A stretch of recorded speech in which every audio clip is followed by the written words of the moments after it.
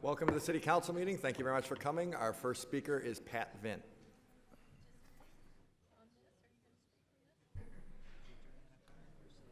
Pat, you're up.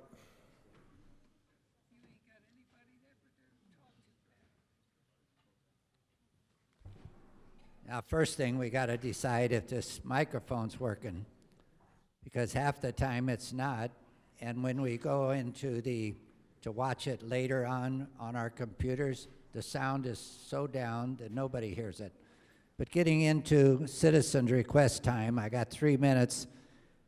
And if there was anybody here that if we had a city manager, and we don't, we had 2 other ones. We don't have them either because they both quit and they spiked their pension. So we're paying them $250,000 each a year, and we're paying the new one $315,000. That's 800 and some thousand for nothing. And here comes Ed now. He doesn't do anything. If he did anything, we wouldn't be here today. We've got 14,000 city employees that I know probably half of them that I talk to are good, faithful employees trying to do their job.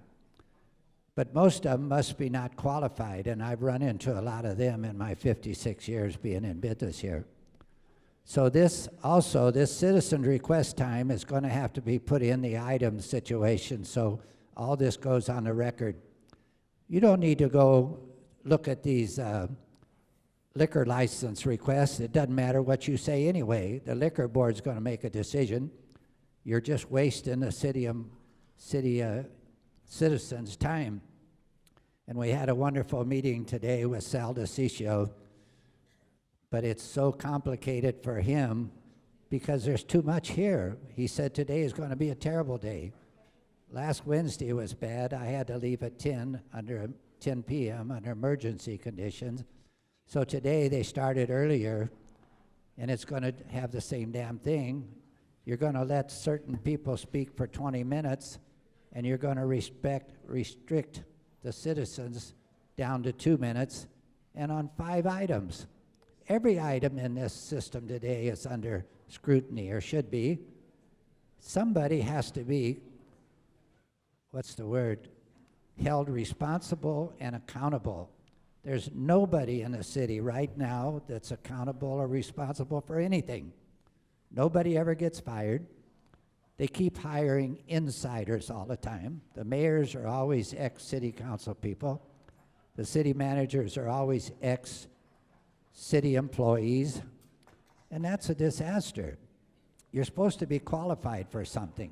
I had to be qualified in my businesses, and the reason I'm here today, retired, is because I knew how to do my job. And when I had employees that couldn't do their job, I fired them. Not the first day, not the second mistake, but a third time is too much. Nobody ever gets fired at the city of Phoenix. Everybody's immune. Well, they say they're all anointed or something. This is ridiculous. Somebody has to be qualified, and Ed, we shouldn't be here today at the council if you were doing your job. Why can't you manage things? You're a manager. You ever look up the word manager? Thank you, Pat. Time's up. Diane Barker. Thank you, Vice Mayor Waring and Council, Councilman Valenzuela, Councilman Gates, Councilman Waring, and Councilman Felder Williams. Councilman Felder Williams, it's good to see you here. This is a citizen comment. It's notified as a meeting, and again, I will say it doesn't follow under the open meeting law. The definition of meeting is a quorum.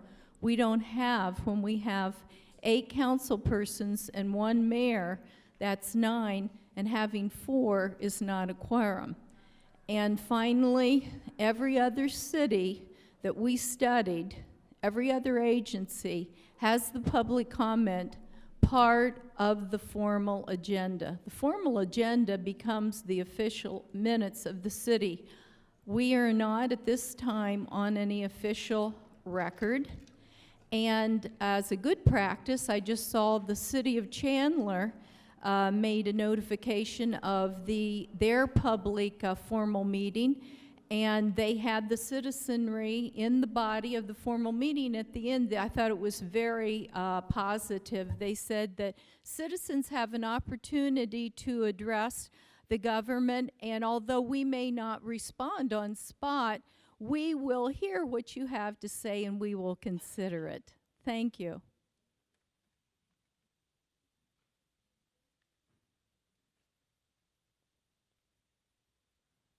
Thank you. We have John Rusnick. John Rusnick.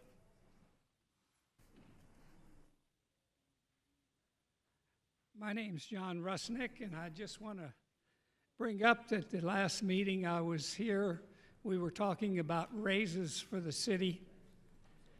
And I've seen people come up to the podium with their children, and they say, well, we're going to take away from their way of life if they don't get this raise.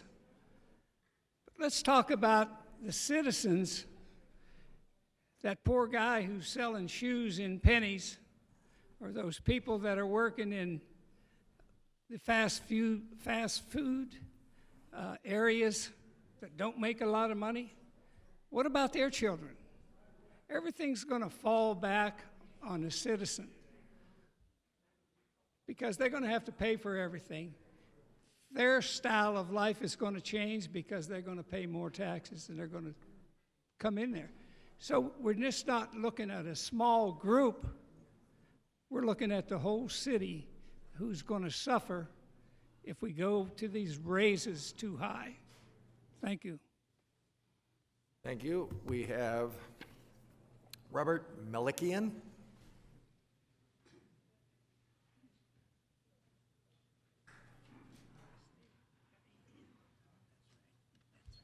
Thank you very much, members of the City Council and Mayor. We have an enchanting old relic downtown, a beautiful old Victorian building that's a portal to another era. It's a building on Eastman Road, just next to the professional building. It's the Steinegger Lodging House, and I brought some images of it from 100 years ago to leave with you to you can look over what the history of it was like. But we have this magnificent time machine downtown, and it's very easily fixed up. It's hidden behind a ugly stucco finish that was applied in the 1930s. So I'm just asking you to please tie your incentives to the owner, who I 100% support the owner to fix up the professional building next door. But please tie the incentives to keeping the Steinegger Lodging House, which is built in 1890 and can be a beautiful historic time machine for the city of Phoenix. So please tie the incentives to that building. Thank you very much. Thank you very much, Mr. Melikian, for all you've done for historic preservation of our cities. Very much appreciated. I don't have no other cards for citizen requests. Does anybody else here would like to make citizen request? If not, we will suspend this portion of the meeting and get started with our formal meeting of City Council at 1:30.